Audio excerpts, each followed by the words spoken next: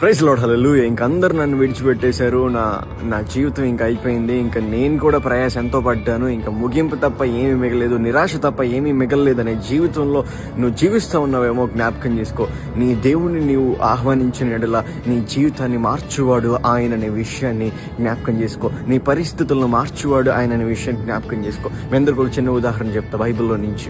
ఏదైతే పేతురు అప్పటి వరకు ఎంతో ప్రయాసపడ్డాడు, కానీ ఎప్పుడైతే దేవుడు మాట ప్రకారం ఎక్కడైతే ఏమీ దొరకని ఆ యొక్క చెరువులో మళ్ళీ ప్రయత్నించాడో ఏమైపోయింది, వలలు చిరిగిపోయేంత సమృద్ధి బయటికి దేవుడు తీసుకొచ్చాడు. ఎక్కడ వేరే చోటు కాదు, ఎక్కడైతే కోల్పోయాడో, ఎక్కడైతే దొరకలేదో అక్కడే దేవుడు ఆశీర్వదించిన విధంగా ఈరోజు జ్ఞాపకం చేసుకో. ఎక్కడైతే నువ్వు ప్రయాసపడి, ఎక్కడైతే నువ్వు కోల్పోయి, ఎక్కడైతే నన్ను అందరూ విడిచిపెట్టేశారో, అందరూ నన్ను త్రోసివేశారని ఎక్కడైతే నువ్వు నిరాశ కలిగావో, తిరిగి అక్కడే దేవుడు నీ జీవితాన్ని కట్టబోతున్నాడు, ఉన్నత స్థితిలోకి నడిపించబోతున్నాడు, సమృద్ధి కలిగించబోతున్నాడు. ఏదైతే నీవు అయిపోయింది అని అనుకున్నక్కడే ఇంకా సమృద్ధి కలిగిందనే జీవితంలోకి ఆ దేవుడు నీ జీవితాన్ని అడుగు పెట్టబోతున్నాడు అనే విషయాన్ని జ్ఞాపకం చేసుకో. దేవుని యందు విశ్వాసం ఉంచు.